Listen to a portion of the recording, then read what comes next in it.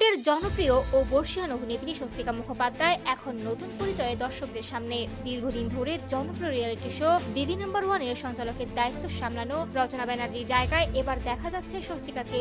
নতুন এই ভূমিকাকে ঘিরে দর্শকদের মধ্যে যেমন আগ্রহ তৈরি হয়েছে, তেমনই শুরু হয়েছে নানা আলোচনা ও সমালোচনা। তবে বরাবরের মতো এবারও সমালোচনার জবাব দিয়েছেন নিজের স্বভাব সিদ্ধ রসবোধের মাধ্যমে। সম্প্রতি দিদি নাম্বার ওয়ানের একটি ভিডিও ক্লিপ নিজের ফেসবুক অ্যাকাউন্টে শেয়ার করেন স্বস্তিকা মুখোপাধ্যায়। সেই পোস্টে মজার ছলে তিনি লেখেন, কেউ যদি তাকে কোনো কাল্পনিক চরিত্রের সঙ্গে তুলনা করতেই চান তাহলে রাক্ষসী নয়, বরং শাকচুন্নি বললেই তিনি বেশি খুশি হবেন। স্বস্তিকার এই মন্তব্যে ছিল আত্মবিশ্বাস আর রসিকতার দারুণ মিশেল। তিনি জানান, বাংলা লোককথার এই চরিত্রটির প্রতি তার আলাদা এক ভালো লাগা রয়েছে। পাশাপাশি নিজের অভিনীত জনপ্রিয় চরিত্র কদলীবালার কথাও স্মরণ করেন তিনি। পুরো পোস্টে জুড়ে ছিল এক ধরনের হালকা মেজাজের হাস্যরস, যা মুহূর্তের মধ্যেই ছড়িয়ে পড়ে সামাজিক যোগাযোগ মাধ্যমে। স্বস্তিকার এই ভিন্নধর্মী জবাবের প্রশংসা করেছেন অনেকেই। নেটিজেনদের একাংশের মতে, জনপ্রিয় ও সফল নারীদের প্রায়ই নানা ধরনের মন্তব্য ও কটাক্ষের মুখোমুখি হতে হয়, কিন্তু স্বস্তিকা যেভাবে আত্মবিশ্বাসের সঙ্গে বিষয়গুলো সামলে নেন সেটি তাকে আলাদা করে তোলে। অনেকে মন্তব্য করেছেন,